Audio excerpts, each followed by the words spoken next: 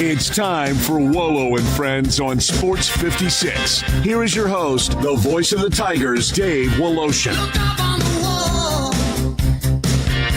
Good Thursday morning. We're off and running at the PGA at Aramanik in Pennsylvania. Stephen Yeager, there's a name you wouldn't think of. 4 under through 10 today. Xander Schauffele, Bud Coley, 3 under. Then you've got a bunch. Hotgeider, Højgaard, boy, is he on a run. Cam Smith, 2 under par. Pretty good day. Smith, Neiman's 1 under. There's another guy that's part of the Live crew. Sam Burns at 1 under. Patrick Cantlay at 1 under. Thigala at 1 under. Jordan Spieth going for the Grand Slam. Career-wise, he's at 1 under. Brooks Koepka at 1 under. Here may be the best story. Brandt Snedeker, 45-year-old captain of the President's Cup. He's at 1 under, coming off a win that got him into this thing. There's a bunch at even par, including Fitzpatrick, who was just double bogeyed a par 3, his 14th hole, I believe. He's even par. A lot of guys at even par, including Oberg. Ricky Fowler was just 1 under. He just bogeyed number 8, which or his 8th hole, I should say. So he's at even par. Rory McIlroy is at even par. Some that are struggling, Rayton, who is now the new hot guy, he's at 2 over. DeChambeau, 3 over. Our own Sean McKeel, the Memphian, who, of course, won the PGA years ago, he is at 4 over. I'm pulling for my guy, Sean McKeel. Landon Schmidt, have you ever heard this philosophy from football fans? Prevent defense prevents wins. I don't know if I've heard that exact phrase, but I'm very familiar with prevent defense. Yeah, prevent defense prevents wins. You play way too conservatively. You stop being offensive-minded. You kind of like just try to hold on. Playing not to lose. And you lose. That's correct. And that is exactly what I watched in 2 games, in 2 leagues last night. Last night in the NBA, the Pistons blew a 9-point lead with 2.5 minutes to go. They lose home court advantage. Got to admit, Cleveland, that's your team, right? Cleveland, they do have some depth. They took it away, although I think Detroit just sort of helped them. They stopped running plays. All they did was rely on Cade Cunningham. Jalen Duren is having a terrible series here. And now it looks like Cleveland's going to win this thing. You never know, because that's the first time in this whole playoffs that Cleveland has won a road game, but they got it when they needed it. And this thing goes to Cleveland to be closed out. I guess it will be tomorrow. But there's no doubt in my mind that Detroit became very conservative, and they couldn't hit a shot. And James Harden, I'm sorry. I have a hard time watching that guy because he's the. You remember a couple of weeks ago, Greg and Eli were talking about this. I mentioned it to Pete Pranica, who's going to join us here in a minute, that flopping might be the worst problem they have in the NBA. Well, the poster child for flopping is Harden. I've never seen a guy, he kicks his leg out, falls down, and they give him a 3. He's making the contact. It's amazing to me. And, you don't even touch him, and he falls down and pretends like he's been hit. I can't stand watching. I mean, he's a great player, don't get me wrong. And they do not win that game last night without him, because there were stretches where Donovan Mitchell was terrible in that game. But really, I mean, I just can't take watching it. If they do win this thing, just for that, I hope the New York Knicks knock them all out of the ballpark. Because I can't stand watching the Harden flop. I really cannot. And then at the same time that was going on, Minnesota was about to force a Game 6 with Colorado. No, let me just say this. I said there were 2 teams that seemed to me in each of the conferences that were clearly above everybody else. And I thought that was Colorado and Carolina. And Carolina's in. and now so is Colorado into their semifinals of the Stanley Cup. But last night, Minnesota had a 3-0 lead in this game. It was 3-1 after 2. It was 3-1 with 4 minutes to go. They had a couple of chances where they could have actually, had they just skated, had 2-on-1 shots. But they just dumped the puck into the Colorado zone and then went back to play defense and lost with 4 minutes to go, a 2-goal lead. Both the teams that I'm talking about, the Pistons and the Minnesota Wild, had the games won, blew it, and then lost in overtime. And it's all because they became too conservative. Prevent defense prevents wins. And for the Pistons, they've lost home court advantage. For the Wild, they're out of the playoffs. And Colorado is into the semifinals. Interesting story Munzie had in the commercial appeal yesterday. By various different ranking services, the consensus is the Tigers have the best portal class in the American and number 49 in the country.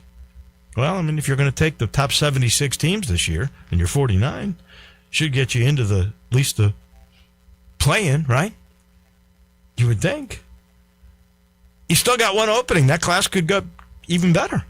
And looks like he's got the money to spend on somebody good. So we'll see about that. And we're going to have Glenn Rogers Jr. on tomorrow in the 10-10 slot because there is some stunning high school football coaching carousel stuff going on. If you hadn't seen this, Gene Robinson, who has just been incredible in 5 years at Germantown, 44-16. Now, he's a disciple of Whitehaven High and Rodney Salisbury, and maybe even Stan Collins before that. I'm not sure what that lineage is or what the time frame would be on that, but it's either Salisbury or Stan Collins. But Robinson was a Whitehaven guy. He's leaving Germantown for Whitehaven. You know, what's interesting is that he took a bunch of Whitehaven guys and got them to transfer to Germantown. Now, you got one free transfer. He may not be able to get them to transfer back to Whitehaven where he's going. That'll be interesting to see.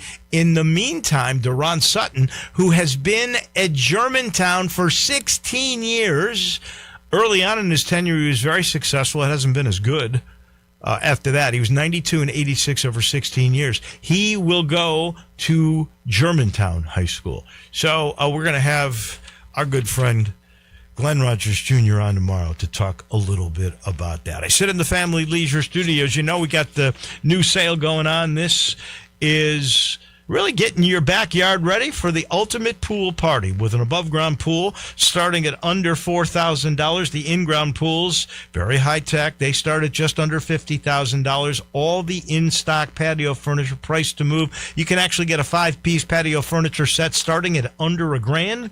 Outdoor sectionals start at $1,300. You get a free umbrella and base with select furniture sets, and if you mention us, $200 off any pool or spa purchase. All you got to do is get to I-40 and Wooden Road and visit our friends, Billy, Lindsay, all those good guys at Family Leisure. Speaking of good guys, the TV voice of the Memphis Grizzlies, Pete Pranica, joins us now. And let me just start off by saying how awfully sorry I am about the news on Brandon Clark. You never know in this life. And I will say this. I've watched the outpouring of community grief for Brandon Clark. He touched a lot of people, and now they've started this memorial outside of FedEx Forum. But, you know, you're reading the message boards and all the threads in the Daily Memphian. This man, in his 7 years here, touched a lot of different souls. Yeah, he really did.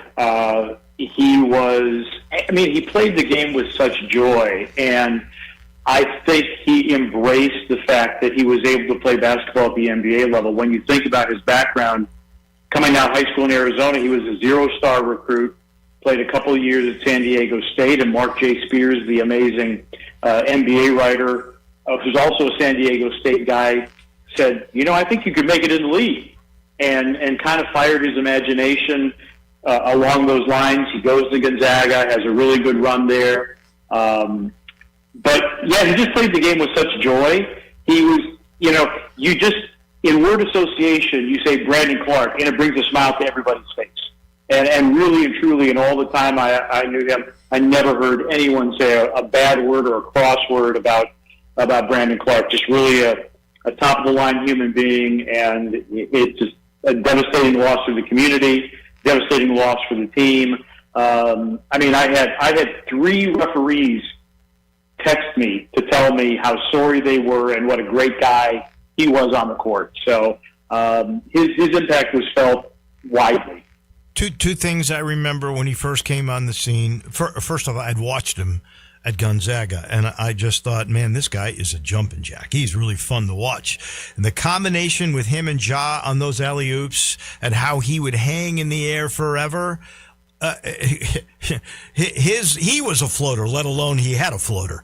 That was a joy to watch. And the other thing is when he gave that $1,500 to the school and all those kids that just wanted to cling to him, that was really a beautiful sight. And as you mentioned, I never heard anybody say a bad word about him. The first inference of any kind of issue with Brandon Clark came just a month or 5 weeks ago, whatever it was, with this drug that is legal everywhere except for the state of Arkansas, and obviously he did this high-speed chase, and you wondered a little bit there, but certainly it does not cloud what the perception is, and I think this community response shows that.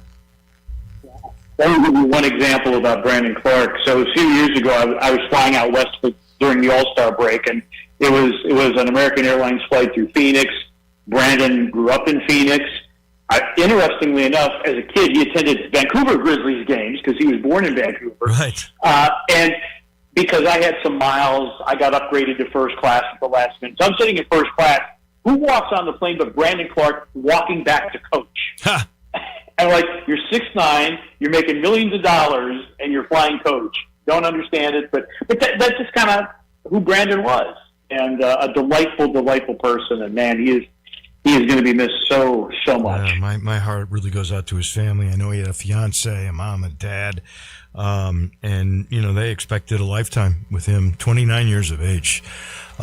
Just a sad story. All right, your heart must have picked up a few paces when you saw from Chicago the lottery that granted the Memphis Grizzlies the number 3 pick. What was the first thing that went through your head when you saw that?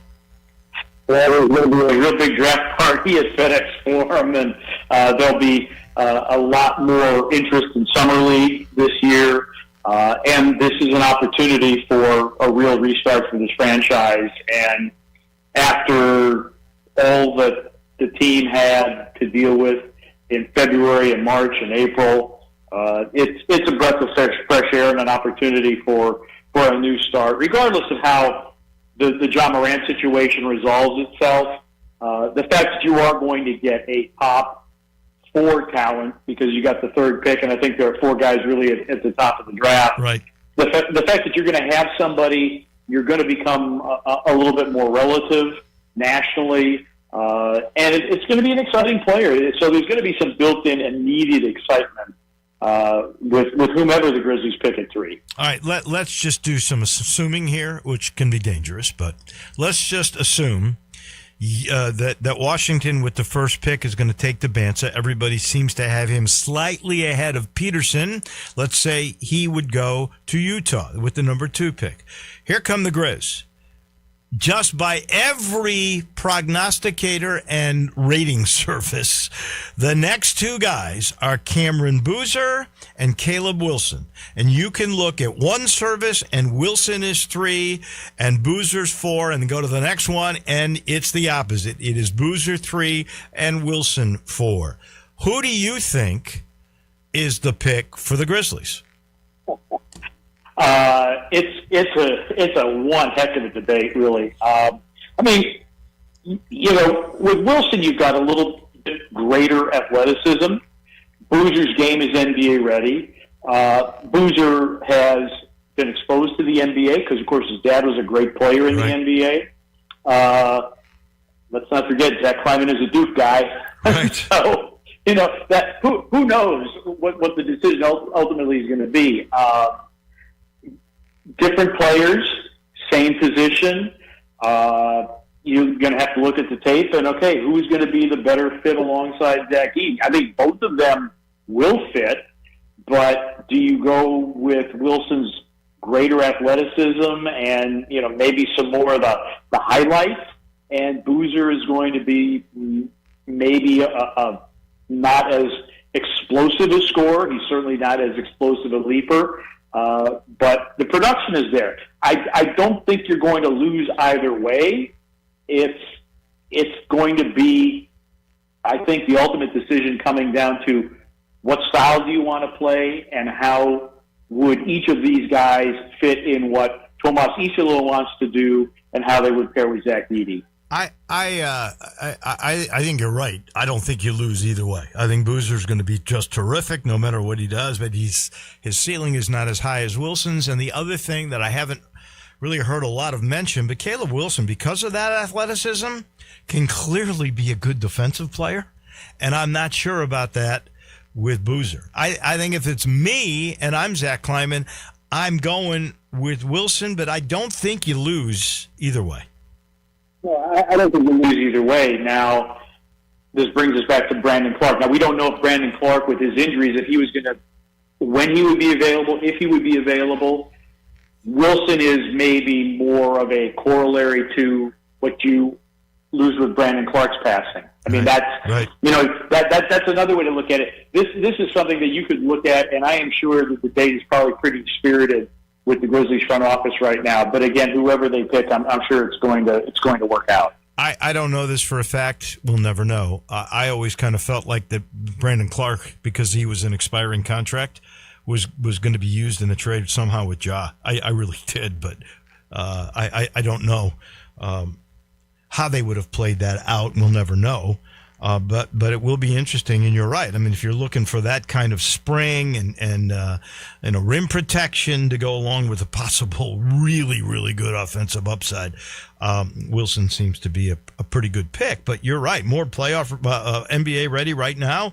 Offensively, there's no question that Boozer is going to be a good player. All right, playoffs. Cleveland gets home court advantage last night. I just mentioned I thought Detroit just played not to lose last night, and that cost them badly. Yeah, I really thought that Detroit would have learned their lessons last year from the scars they endured against New York. They get up 15, and they're trying to guide it home. But the problem is that you're having, and it comes back, and I've probably been very hard on Jalen Duren, but they need to have more out of him. Yeah, they do. When you're facing Jared Allen and Mobley, that he's got to produce more, and either he's got to produce more or they have got to feature him more. Because I looked at the box score. I think he had 5 shots last night. No, he's got to have double-digit shot attempts. I think that is super important. The other thing, too, is Detroit missed Duncan Robinson. So the question is, can Duncan Robinson play in Game 6 to give them some three-point firepower? Because one of the things that, when Detroit was on their run, one of the things that kept Cleveland in the game was Max Strus hitting threes. Yeah, he was great. Was he like 6 of 6 or something crazy? Yeah, he shot the ball very well. So, can Duncan Robinson come back? Because what ended up happening is you had Kate Cunningham, and nobody else was really giving you a whole heck of a lot. And the other thing, and I know J.B. Bickerstaff, he's been lobbying, the free throw disparity has favored Cleveland. He said, hey, since Game 4, the whistle has changed, and there are few better in our league at drawing fouls and getting to the line than James Harden. Maybe he's gaming the system, but you know what? He's really, really good at it. Well, here's the thing for me with him. I just mentioned this. We talked 2 weeks ago about one of the bigger problems in the NBA is flopping. That dude is the poster child for flopping. I mean, I have a hard time watching that stuff because he's such a blatant guy to, as you say, game the system, but he kicks out and they get the call. Yeah, it's really, really hard to referee him because he is so crafty with what he does. A football mechanic, they call it up-down rebound. So guy goes into a jump shot, your first look is up. Is there contact on the wrist? Then your eyes travel downward. Is there contact down below? And if you don't see anything, now you shift your eyes to the rebounding action. So, I don't know if they're missing stuff when their eyes go down. But Harden can be very, very subtle, and all it takes is just the slightest kick out. And the other thing is that what is a judge of an unnatural shooting motion? And, if he kicks out and you make light contact, that's not a foul. The offensive foul comes if an offensive player goes up for a jump shot, they kick out, and the contact with the extended leg takes out the defensive player where they can't recover and defend the shot. Then it's an offensive foul.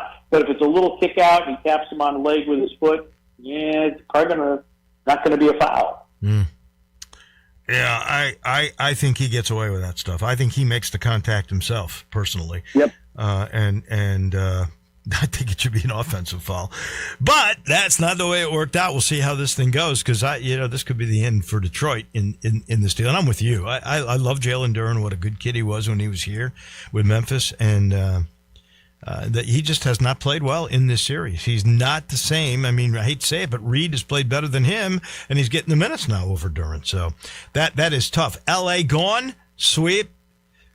We know by OKC, and that makes me wonder about LeBron. Is this it for LeBron James? Sounds like he went to the Lakers, so I don't know what happens to him. Probably not the way that he wanted it to end, and it was somewhat of a veiled shot at the Lakers. I've played a lot of positions I've never played before, including being the third option. LeBron doesn't want to be the third option. I mean, I know that he's 40, but he still has the pride that he still wants to be the guy. And he's not going to be the guy with the Lakers. And I don't know if there's another team where he would be the guy. He's probably going to be a second or a third option wherever he goes. I have no inside information whether or not, he stays around. I've heard various reports that teams feel, hey, he should get a farewell tour. I don't know if LeBron wants a farewell tour, but I don't think he'd say no to one. So it's going to be very intriguing. And what do the Lakers want to do? Where do the Lakers go now? I don't know. Presumably with a post LeBron buildup. I think they could figure that out. And I think LeBron's going to go somewhere, and I'll tell you why. He's third team NBA. I mean, he's the greatest old guy basketball player in history. I mean, right. Even big guys like Kareem or Karl Malone, they weren't third team All NBA in their 40s. This guy, and I'm not a big LeBron fan, but I got to give credit where credit is due. This guy at 41 is still a great player. Not a good player, a great player. And whether he's a second or third option, somebody's got to look at him. Right. But does he want to be a second or third option on the team? Maybe he does. I don't know. It's going to be very intriguing to see whether or not he comes back. I could not even hazard a guess. I will say this in support of your point: if he comes back, he will still be an effective player if he were to play next year. I'm with you. Last thing, you got about a minute and a half. Adam Silver has come up with a new system he calls a flat odds 3-2-1 system. In this anti-tanking formula, the three worst teams will have worse odds than those that are 4 through 10. Does this stop the tanking? It probably will stop the tanking, but the unintended situations, what if you have a team that's legitimately bad? Right. They're trying to win, and they still can't. And they may end up with a worse record, and now they have not tried to tank, but they're being punished because they are the very worst team. So I think this is going to be like the 65-game rule for postseason awards. There will be unintended consequences as a result of this, and I think that is why the NBA basically put a sundown clause into this proposal that if they find it's not working, in 2029 it goes away, and they got to figure something else out. I think you nailed that one. I think unintended consequences are exactly what will occur from this particular system. They got to listen to me. Do away with the draft, man. Anyway, Pete Pranica, always lovely to speak, and we'll do it again next Thursday. Sounds good, thanks. That is our guy, the voice on TV of the Grizzlies. That is Pete Pranica. He's brought to you by a guy that really knows how to execute a plan. You know what my bosses have said to me in the past, Davey, you got to have a plan and then you got to work your plan. And that's exactly what Sheldon Rosengarten Marks Bensdorf does. He's got a strategy and he works that strategy. It's a strategic marketing program he's used for over 40 years. I cannot tell you how many houses he has sold.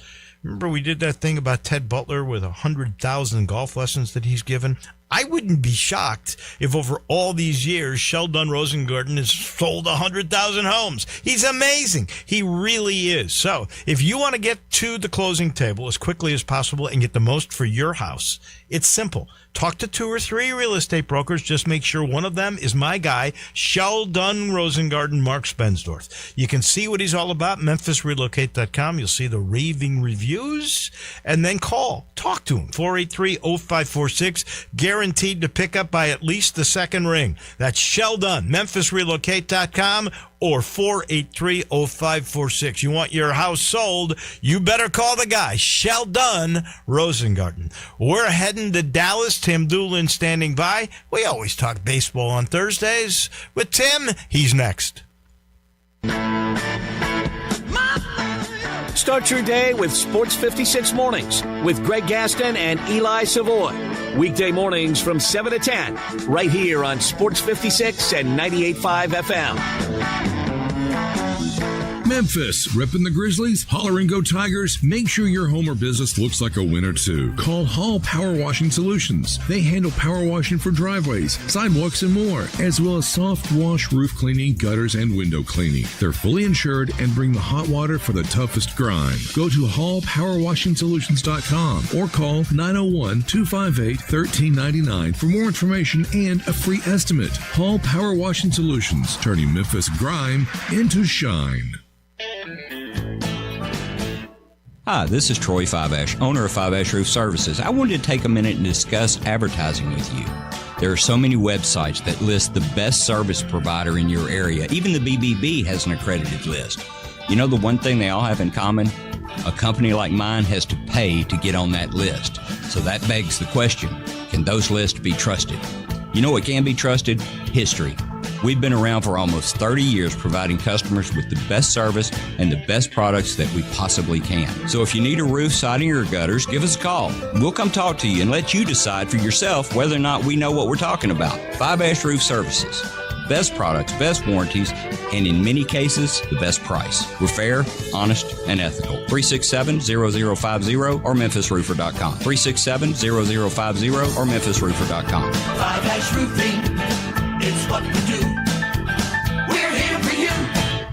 Do you know one of the best things you can do for your employees or family's health? Provide Arctic Clear bottled water. Arctic Clear bottled water is your locally owned and operated bottled water provider. Arctic Clear is 100% natural spring water with free delivery and setup, dependable service, and no long-term contracts. What an easy choice. Call Jeff Manus today, 901-382-2363, or visit arctic-clear.com. Arctic Clear bottled water. Call now, 382-2363. That's 382-2363. Napa Cafe celebrates 28 years in 2026. Hi, I'm Glenda Hastings, owner of Napa Cafe, and I want to thank you for making us part of your dining experiences. If you are a first-time guest or have dined with us countless times, I want to thank you for making us part of your lives. Whether you're celebrating with the crowd or planning a cozy date night on the town, Napa Cafe can provide you an extraordinary evening. We have 5 dining rooms, including our private wine cellar, our Jan's room for 2 guests, and the Eleanor room for parties up to 60. Sit back, relax, and celebrate. Leave the cooking to us. Come see me at Napa Cafe, 5101 Sanderlin Avenue. We're open Wednesday through Saturday for dinner starting at 5 o'clock. We also offer curbside pickup from our full menu. For details on our stay-in, dine-out menu or reservations, visit our website at napacafe.com. We can't wait to serve you. Come join in and celebrate 28 years of Napa Cafe in 2026. Now back to Wolo and Friends on Sports 56. Here once again is the voice of the Tigers, Dave Woloshin. At the PGA Championship, Stephen Yeager, Bud Coley now tied at 3 under. Yeager just had a bogey. on the 12th hole. Potgieter, Burns, Brown, and Lee, along with Fox and Xander Schauffele at 2 under. By the way, DeChambeau now at 4 over, tying our own Sean McKeel. Time to talk baseball. Let's head down south. He's either in Memphis or he's in Dallas, or he's always somewhere promoting baseball in some regard. And Tim Doolin joins us now. My Cubs, your Dodgers, struggling for the first time this season a little bit. Not Atlanta, first to 30 wins. I think they're for real, Tim. No, I think they are. I mean, last year was not a good year, a down year for a lot of their players and some injuries, and obviously got a new manager that I think the players love playing for. Walt Weiss has been around the game a long time, and they're rolling right now. So here comes Milwaukee. There are 2 teams that always shock me, seriously, because they're not in big markets at all, and yet they seem to be the last 10 or 15 years really competitive. That is, as I just mentioned, the Brewers, because here they come. Now they're just 2.5 games behind the Cubs, and Tampa, which leads the American League East over the Yankees, and I think that's the best record in the American League. How does Tampa do that? How do the Brewers do this? I think they both have a similar model. Obviously, the Brewers have had more named players and more premium players over the years than, say, the Rays, but their model is, let's get some really good young players, build them up through the minor leagues in the draft. And then they've got a really good, analytics department, especially in Tampa, with what they've done over this last several years. And yeah, you look and this year's going to be a big year for the union and the players' agreement and how that works. And is there going to be a salary cap or whatever? But there have been teams like these 2 that we're mentioning that have been competitive. Now they can't. Obviously, you haven't been able to get to the World Series and win it, but at the end of the day, they're both very. And look, the Brewers have been that way because we talk about them with being in the same division as the Cubs and the Cardinals. They're always there, and they play. I think probably one of the most purest National League type of games that you and I grew up with of all the teams. They play solid defense. They've got team speed. They do a combination of small ball as well as hit some of the home runs to drive runs in, and then they've got quality pitching. And Murphy, Pat Murphy's done a great job. He was a longtime college coach at Arizona State. Got into pro ball, got to be a bench coach, and next thing you know, he's just continuing what they've built over the last 15 years. Now that we got DH everywhere, I mean, is there really a difference between the leagues?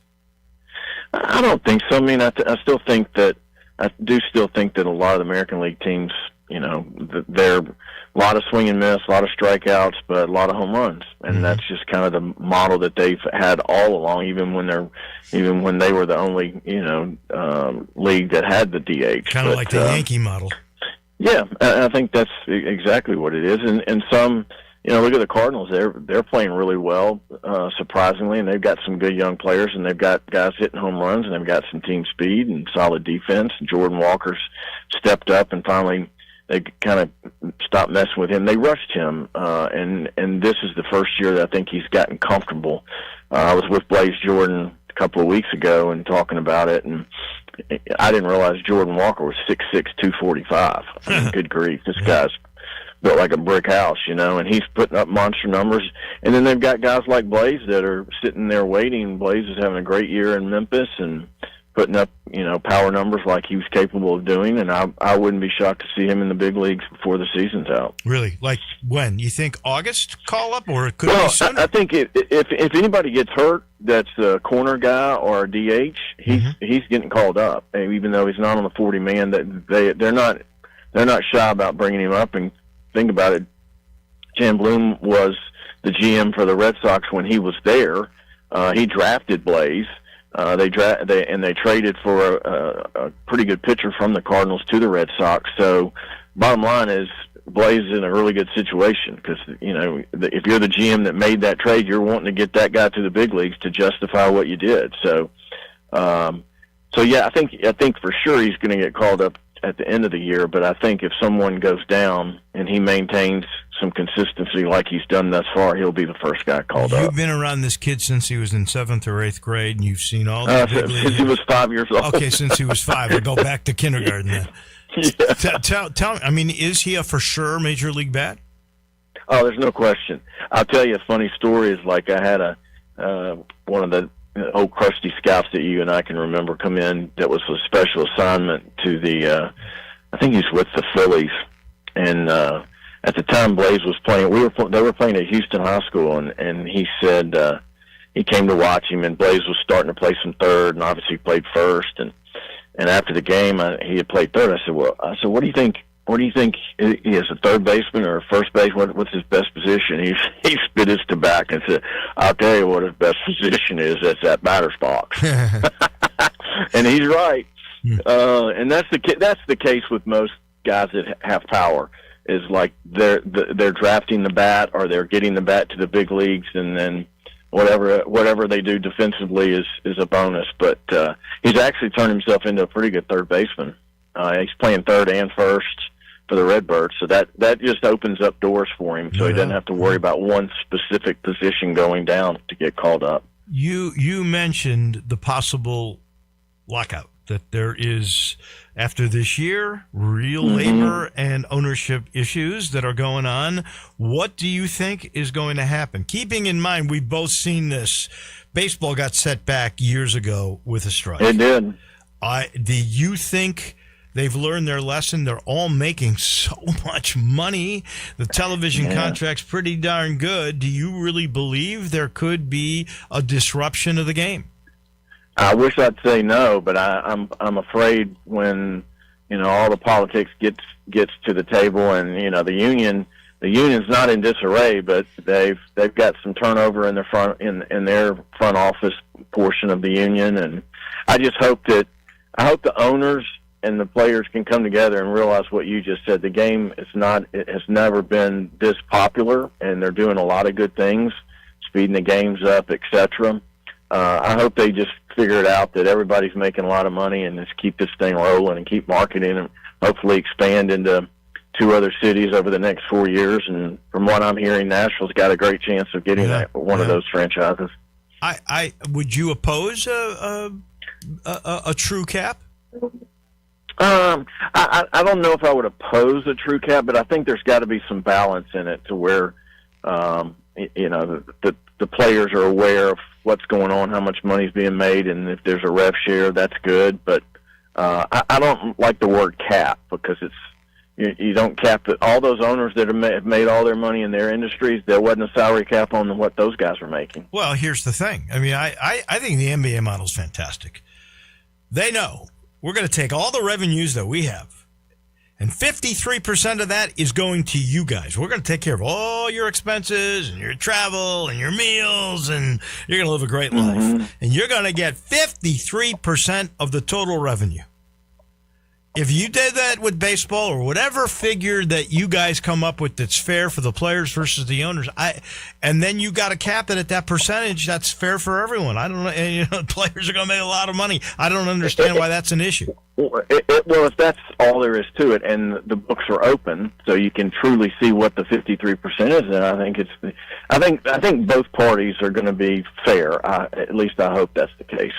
And so we're going to see. I just hope that there's not a lockout, because it'll set Major League Baseball back again, and we don't need that. We got enough, people that are spending money going to the games. We've got enough going on in our economic world as we speak, to have another situation that could really hurt the game. The biggest star in baseball, Shohei Ohtani, I don't think anybody would argue with me on that, is in a bit of a slump right now, but his pitching is fantastic. He's 32 now. Is he too old to be the two-way guy he's been? I don't think so. I don't think it's got anything to do with that. This guy's we talked about on the show, just having stories Mookie's told me about how disciplined he is with his routine and how he goes about his business. I don't think it's that at all. I think hitters go through it. They go through a spell where they're hitting atom balls, and the guys are catching it, and they're still squaring balls up and they're hitting it hard. It's just not going in between those 7 guys behind the pitcher. So I'm not worried about Shohei. I think the Dodgers had done a masterful job last year of kind of managing that club throughout the year, to get them ready for the pennant run. And so I do think that they need Shohei and Mookie to get going. And I think they will. Mookie just came back Monday, I believe, from his DL stint, so he's ready to go. I'll say this about Shohei. His pitching has been unbelievable. He leads the league in strikeout percentage, and his ERA is .82. Through 7 games, that is the second lowest in Dodger history. Who owns the lowest? Oh, man. How about let's take a shot, Fernando Valenzuela. How about you're spot on? That was like .4 really? Something. Yeah. Awesome. He was fun to watch, wasn't he? Oh, he was. You could have said Koufax. You could have said Drysdale. You could have said Kershaw. You could have said, they got so many great pitchers. And there's no question Ohtani is one of those. All right, the SEC, George has pulled away 21-6. Clearly, 4.5 games ahead of everybody. A&M and Texas. 5 games ahead of a whole bunch. That's Alabama, Auburn, Florida, Mississippi State, Arkansas. They're all at 15-12. Ole Miss is 14-13. How's Georgia the best team? How have they done that? Well, I'd like to tell you, Wes Johnson's a very good friend of mine. I've known him for 25 years. He's been at some of the most storied SEC schools, from Arkansas to Mississippi State to LSU when they won the World Series, and finally got an opportunity at Georgia. They saw how intelligent it was. This guy's been in the big leagues with the Twins for a stint. And he came back and just was able to put together a great staff, and he's hit literally, as we talk, home runs and grand slams in the portal. He's gotten the right guys. A couple of years ago, I sent 2 of my players, one from Baylor and one from Mississippi State, that really kind of put him on the map. One was a shortstop, and the other was a third baseman, and he's just continued to do that. And he's probably one of the top 3 pitching guys in the whole country as far as developing arms. So when you've got a guy like that can develop arms, and kids that are getting in the portal that might not have got innings in the previous year, he gets them, and he's not missing. And you saw, Jade's done a great job at LSU. They won the World Series last year, and he's missed in the portal, and that's why they're having a down year. So I think you're going to see, similar to construction markets, you have to recalibrate and reevaluate. I think you're going to see a little bit of some transitioning from teams going out and living in the portal versus developing some high school guys and bringing them into their system, and a blend of some portal guys for stopgaps, because I think that's the model. And it's very hard. Look at Corbin struggling mightily in Vandy. Yeah, I know. He's built that program around culture, about academics. Vandy and LSU both. It just proves you got to have the NIL money, but you got to spend it wisely. What's interesting is it looks like 10 in to the College World Series. 5 or 6 will host. That's almost as good as softball. They got 12 in, and 5 of the top 6 seeds. We'll talk about that all next week. Thank you, Tim. All right, well, have a good weekend. That's our man on baseball. That is Tim Doolin. He's brought to you by his favorite golf course. That's Miramichi. Did you know that they offer golf course memberships? Yes, you could be a member with, I'm telling you, the greatest practice facilities there are. Big, huge, mammoth driving range, and members have their own separate area where the turf is incredible. They've got putting green, that's the biggest I've seen. They've got actually sand trap area, chipping area. You can learn the game, and then you can play the game. It's that beautiful golf course that can be competitive, back to 7,000 plus yards, and that's what they'll do for NCAA tournaments that have been played there, or AJGA tournaments there, or you can go way up like I do, right around that 6,000 yard mark or shorter, because they've got the tee boxes that allow you versatility. The beauty, though, is always the same. Gorgeous. And it's 25 minutes from my driveway in East Memphis. It's in Woodstock, not in Millington. Get the true golf experience. Get there in 25 minutes. Go see my friends at Miramichi. We're going downtown in a minute. The Hall of Famer Jarvis Greer comes your way in just a minute. Not only can you listen to your favorite shows on Sports 56, you can also watch video of the shows live on Twitter and YouTube. Watch and listen every day at Sports 56 WHBQ. A long life is wonderful, but it comes with changes as you age. So when you're ready to change your home, Town Village Audubon Park is the perfect choice. Incredible location, amazing amenities, including a pool, all-inclusive dining, and on-site medical care so you can age in place. Monthly rental with no buy-in lets you make current choices. Apartments include full kitchen, washer and dryer, bi-weekly housekeeping, and all basic utilities. Landscape courtyards make it easy to get sunshine and fresh air. Gated parking keeps you ready to go. And the Town Village Dog Park keeps your fur baby close by your side. Hi, I'm Max. My wife Jean and I moved into Town Village Audubon Park 18 months ago. It's the best decision we ever made. We have made friends here and take part in lots of social activities. It's a comfortable life. So if you're thinking of making a change, come see me and Town Village Audubon Park. I think you'll like it as much as we do. And look, new friends. I'm Gary York. I'm the service director at Lexus in Memphis. Our service department wants to be more than just a place where you get your oil changed. We do glass repair, windshield replacement, recalibration of your camera and sonar systems, even wheel repair, tire replacement, all the things you would expect from a luxury automotive dealer. Please check out our website. You can schedule your appointment, check out our specials, hours of operation, or if you'd like to do it in person, please reach out to one of our associates at 901-271-5199.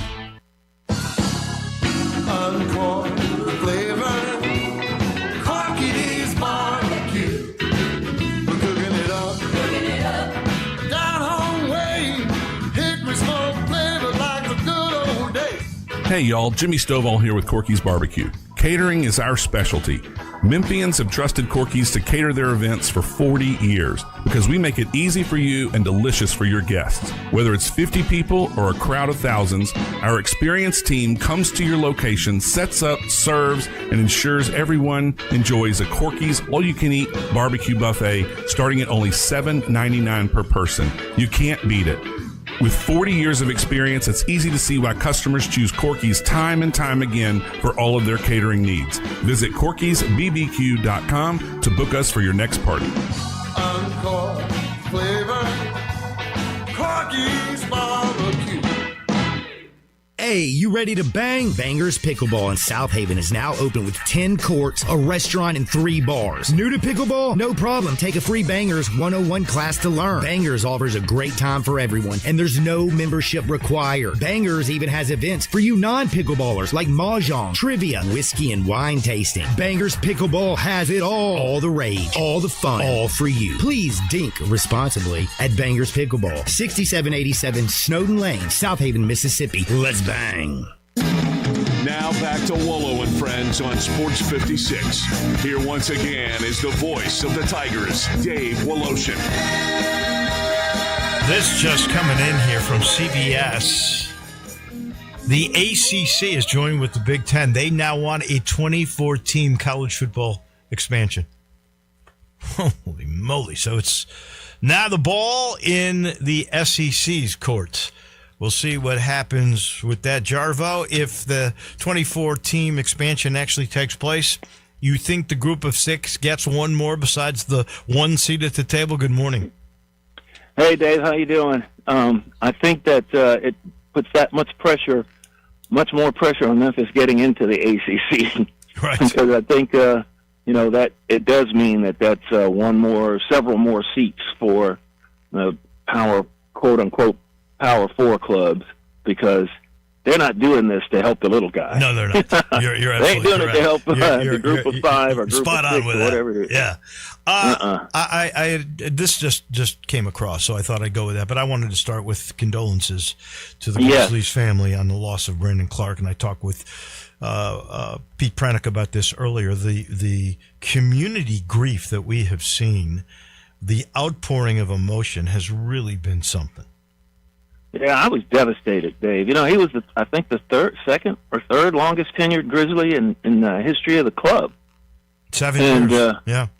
And that was his. We heard some interviews that they did on all the stations. I know that Matt Infield from Action News 5 got a good interview with some fans down at FedEx Forum. There's a makeshift memorial underneath his banner. Right. It's on the plaza there at FedEx Forum, and the fans are coming by, and this one young lady called him the OG Grizzly because he has been there as long as anybody, since she's been following the team. And that's something that, people are calling for, the Grizz to retire number 15 because this is the only club he's known. And, Dave, we get to go on the road and cover the team on the playoffs, in the playoffs, and we don't fly with them or anything like that, but we are there around them as much as anybody can be around them when they're out of town, and you get to get a little bit more insight into a player's character and into like who they are when you get to see them that much. And he was always accommodating, always asking you how are you doing, and always like I remember after one game, I think it was at Minnesota, where if that Minnesota series they won, they don't win that without Brandon Clark. So he was tremendous in that series. And he averaged a double-double. Yeah, I think it forced them to take a different view of how they play. But he would say, we asked him, so what do you think about your role? And he says, well, man, I just love it. I want to do whatever the team wants me to do. He wasn't a starter. He wanted to come off the bench because he felt that was the best way he could help the team. And he also said he wanted to be in Memphis. And that, he loved it here. He loved his teammates. And, and then after he signed his extension, we were at the shoot-around where, the day they announced he had signed his extension. And he was saying, oh, I'm just so happy. This is where I want to be. I just love being with my teammates. I think we've got a chance to win.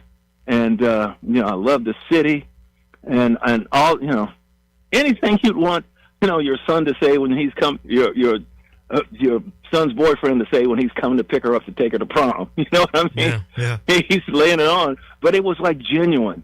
You could tell he meant it. And, so I was devastated. I was truly devastated at it. Yeah, sad day. No doubt about it. Rest in power, BC. Yeah, 15 forever. Just a really sad day for sure. All right. Yeah. There was good news. I know you had to be really happy when you saw last Sunday the Grizzlies get the number 3 position. Oh, my goodness, yeah. That was great. Let's face it, I don't think DeBanza or Peterson will be around, but I think Caleb Wilson or Cameron Boozer will be around. Who does Jarvis Greer want? Well, first of all, let me say this. After the combine yesterday and all the measurements going around, Boozers may be moving up. The conventional wisdom going into the lottery was that Boozer would probably go 3-4 between Boozer and Caleb Wilson.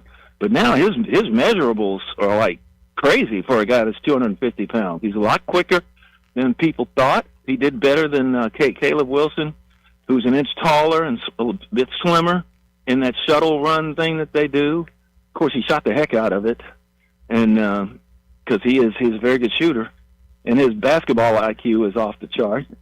But he could go 1 or 2 now. But who knows?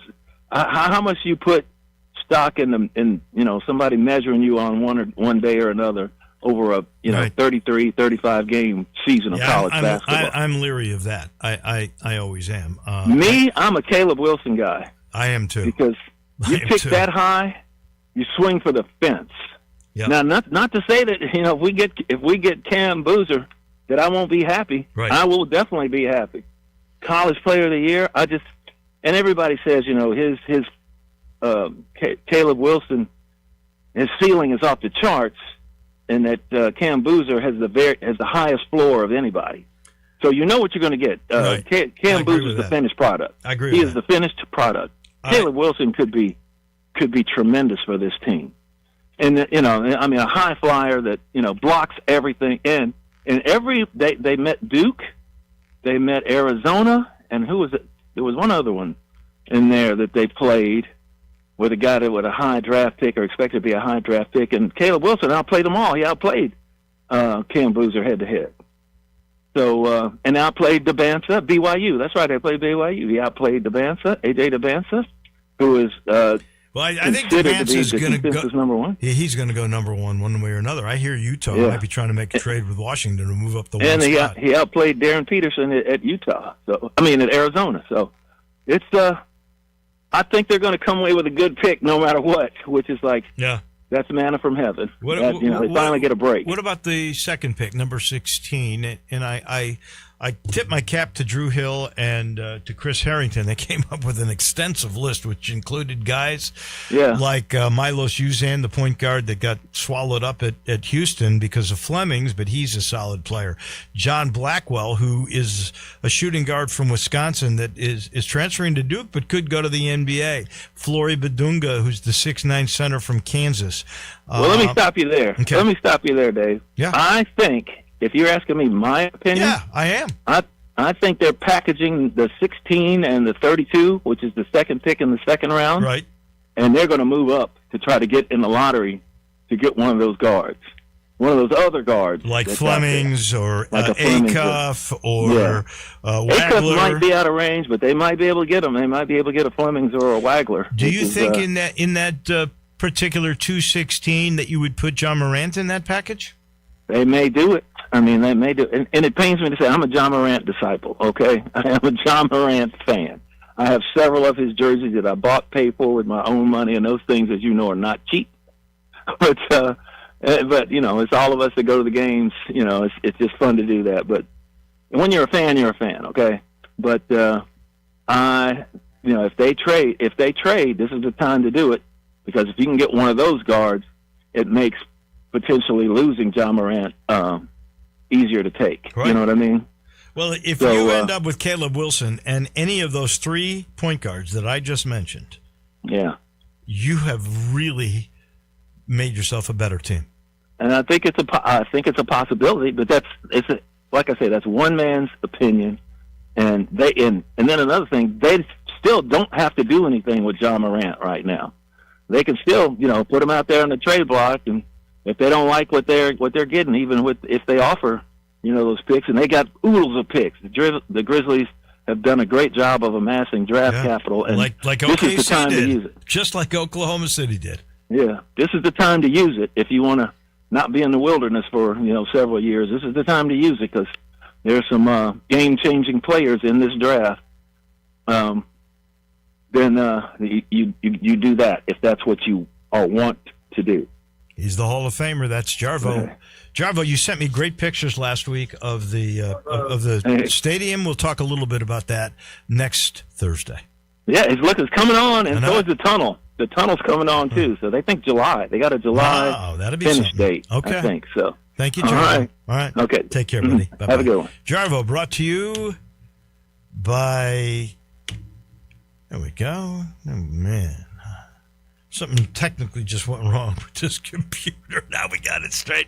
It's brought to you by Ken Garland. Ken Garland Custom Home Builders. You know Ken now. We're talking about 75 years or so of a building company in Memphis that's just extraordinary. I mean, Dream Homes or renovations with innovations. It started with Ken Sr., then to Ken Jr., and now you got William in the business, 3rd generation, and they all see the little details in the big picture all at once. If you're looking for land, they've got it. If you've got land in your family, now you're ready to pull the trigger on a beautiful home. They have the knowledge. They know how to utilize the land to its utmost. If you're one of those guys that, you've got an older home and you love the location, you don't want to move, but you want modern amenities. I call that renovation with innovation. They're the best at that. And the great thing is, like, if you do a job with the Garland family, you become family. The job is never done. Any kind of issues over the years, they're there. They'll tell you that in their own commercials. They are really different and special.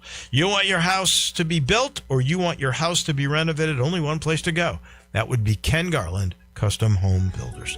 That'll do it for us. Tomorrow, we'll have, as we mentioned, Glenn Rogers Jr. on all this coaching carousel at the high school ranks going on. We will have Andy Schiffman, and we'll talk more about Brandon Clark, his Priority Sports represented Brandon Clark, and we will have our usual Friday lineup. So that'll do it for us. See you tomorrow. Johnny Radio's next. Have a great day, everybody.